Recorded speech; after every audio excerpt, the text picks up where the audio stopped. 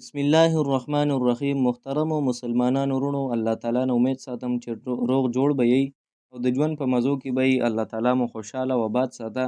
ملګرو، په جنت کې به الله تعالی جنتیانو ته هر قسم نعمتونه او هر قسم احسانات الله تعالی ورکړي او د جنتیانو به هر قسمه خواهش پوره کیږي. ملګرو، په نن منګه خبره کوو چې په جنت کې کم نهرونه یي. جنت کې به 4 قسمه نهرونه یي چې دا به الله تعالی جنتیانو ته ورکړي. یو نهر به هغې کې د اوبو وي، صفا سوتره اوبه وي، په هغې کې به هیڅ قسمه ګندګي نه وي، بالکل صفا اوبه وي، فلټر شوي اوبه وي. دا الله تعالی په صورت محمد کې ذکر کوي چې مثل الجنت التي وعد المتقون، مثال وي د جنت هغې چې د هغې وعده کړی شوې ده متقیانو سره. دا به الله تعالی متقیانو ته او خپلو تابعدارو له ورکوي. کوم انسان چې په دنیا کې د الله تعالی په حکمونو باندې الله تعالی چې څه ویلي چې داسې وکړه او پیغمبر علیه السلام ویلي چې داسې وکړئ، الله د څه نه منع کړي او پیغمبر علیه السلام د څه نه منع کړي، یعنې د الله او د الله د رسول صلی الله علیه وسلم باندې په طریقو باندې خپله زندگی تیره کړي، نو الله تعالی به هغوی ته په جنت کې هر قسمه احسانات او نعمتونه ورکوي. یو قسم نهر به چې هغه به د اوبو وي، د اوبو نهر بني نهرونه وي، نو صفا سوتره اوبه وي. دویم نمبر ملګرو د شراب وي. شراب چې دی نو دا په دنیا کې په مؤمنانو مسلمانانو باندې حرام کړی شوي دي. په جنت کې به شراب حلالي د مؤمنانو مسلمانانو دپاره او د جنتیانو دپاره د الله تعالی د تابعدارو دپاره. جنت کې به د شرابو نهرونه بهیږي، د دنیا په شان شراب بني، د هغې به ځان له خوند وي، ځان له مزه وي. او بله خوشحالۍ خبره دا ده چې په جنت کې به جنتیان همیشه دپاره وي. د دنیا خو دا مختصر غونده کې ژوند دی، مختصره زندګي ده، دا ختمېدو واله ده.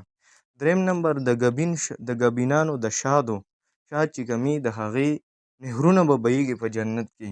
محترم مسلمانانو وروڼو، دنیا کې اکثر خلک د خپلو ضرورت دپاره نه مومي. بعضې نیم ټایم کې د سړي ضرورت شي، په کار شي، څه بیمارۍ دپاره، نو د هغې دپاره نه میلاویږي. نو یو د اوبو، بل د شرابو، بل د ګبین شاد چې د هغې نهر وي. بل 4 نمبر د فایو نهرونه به رواني، صفا سوتره فای وي، بالکل رڼا، د ګډون نه د هر قسمه ملاوټ نه پاک فای وي. نو دا الله تعالی صورت محمد کې ذکر کوي. ملګرو، جنت کې به جنتیان د الله تعالی میلماني، الله تعالی به هغوی ته هر قسمه نعمتونه او احسانات ورکوي. ملګرو، پکار دی چې موږ او تاسو په دنیا کې د الله تعالی تابعداري وکړو، د الله تعالی په احکامو باندې چې الله تعالی کوم کتاب را لیکلی دی، قرآن مجید، په هغې کې موږ ته الله تعالی خپل احکام ذکر کړي دي، په هغې باندې خپله زندګي تیره کړو. او په جنت کې به الله تعالی جنتیانو ته خپل دیدار هم کراوي، یعنې جنتیان به د الله تعالی دیدار هم کوي. د مسلم شریف په حدیث کې راځي چې د هر جمعې په ورځ یا جمعې په شپه جنتیان د الله تعالی دیدار کې، جنت کې د ټولو نه غټ نعمت چې دی هغه د الله تعالی دیدار دی. چې د جنت کې به جنتیان به الله تعالی ویني په دې سترګو باندې. دنیا سترګې چې دی د الله تعالی نشي لیدی، خو د مرګ نه بعد په جنت کې به جنتیان الله تعالی ویني. ملګرو، د دې ځای پورې نن موږ تاسو سره د جنت باره کې یو څو خبرې ذکر کړي، انشاءالله آینده کې به نور ذکر کړي شي.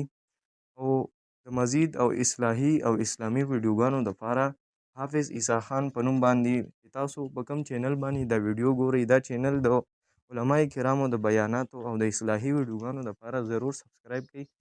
انشاءالله چې تاسو ته به ښایسته او معلوماتي ویډیوګانې میلاویږي.